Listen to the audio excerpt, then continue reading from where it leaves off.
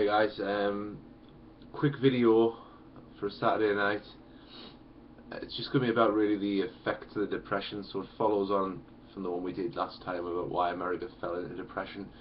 So this also is quite interesting if you look at this against your revision on Nazi Germany, about why people would have supported Adolf Hitler, because there were some very, very similar instances, which I'll hope to touch on in a video on that. Now, the first thing, obviously, with the effects of the depression were mass unemployment. So before the Wall Street crash occurred, about 3% of the American population was thought to have been unemployed. By 1933, this is 25% of the American population. What you saw happening was businesses and factories were either closing down altogether, or they were cutting down on the people they employed to stay open somewhat. This could go along with massive wage cuts, so you could see your wages being cut by up to 25%. In Chicago, it's estimated that about half of the labour force became unemployed. And I'll come back to Chicago later on, and you also saw, because of the unemployment, people became homeless. They became hobos and tramps, travelling from place to place, looking for work. So you had just mass movement across America at this time. It's thought to go along with the unemployment and to go along with this homelessness, about 1/4 of the American population in 1932 became homeless. So 25% of the country at one point was homeless, and you obviously had people living on the streets. You actually had some people deliberately getting arrested so they could spend the night in jail with a roof over their head and some food, rather than return to the streets. On top of this, you had Hoovervilles popping up all over America on the edges of towns and cities, and the term Hoovervilles was basically a derogatory shot at the then President of the United States, Herbert Hoover. Hoover was in charge. He was the man who said that the poor man was going to disappear from amongst us, that the war on poverty was closer than ever before to being ended under him, and he promised a chicken in every pot and 2 cars in every garage. And basically Hoover, because he's the president, has to take the flak, has to take the blame for this.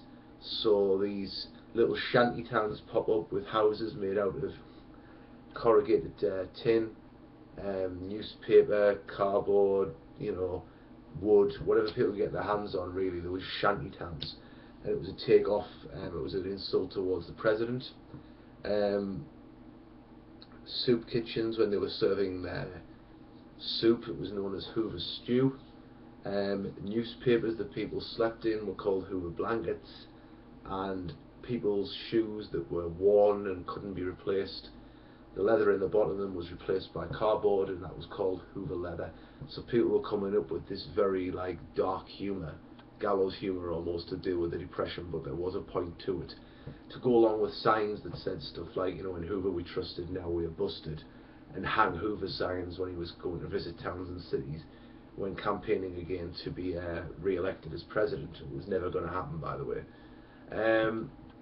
America also became very reliant on charity work.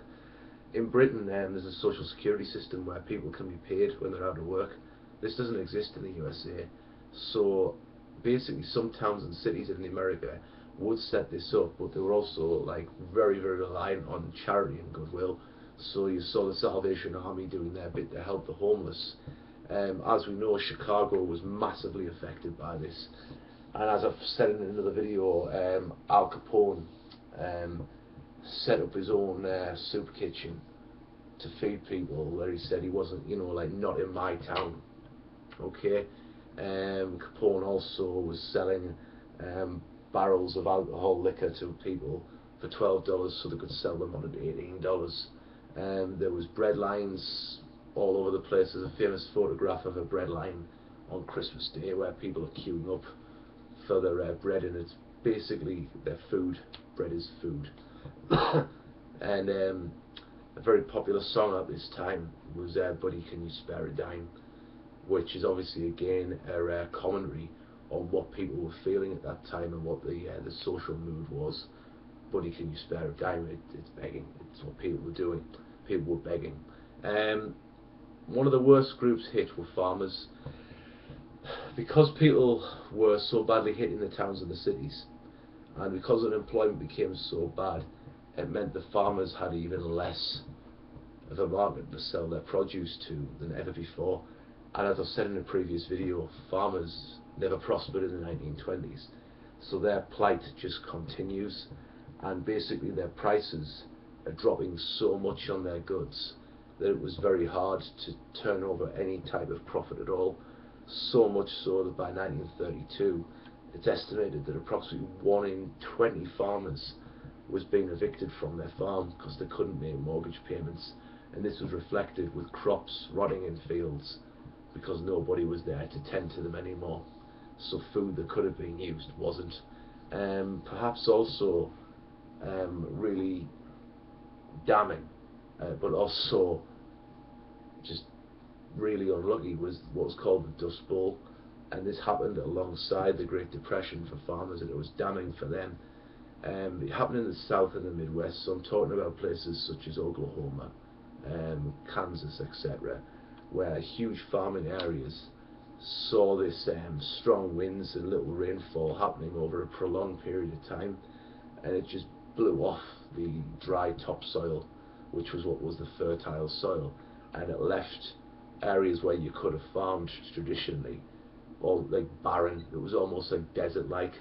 So farmers had to really change their ways and move. A lot of them were going towards California, because fruit farmers in California actually were still turning over profit and having a pretty decent existence compared to other farmers. So famously, you've got the Okies Go Home signs, where the people from Oklahoma were going to California. The fruit farmers don't want them there anymore, so they're protesting, telling them to go somewhere else. We don't want you. Also, it's very, very well reflected this time period if you've read The Grapes of Wrath, or if you've listened to Bruce Springsteen's song The Ghost of Tom Joad, which reflects the Joads being people who were travelling, looking for a home, looking for work.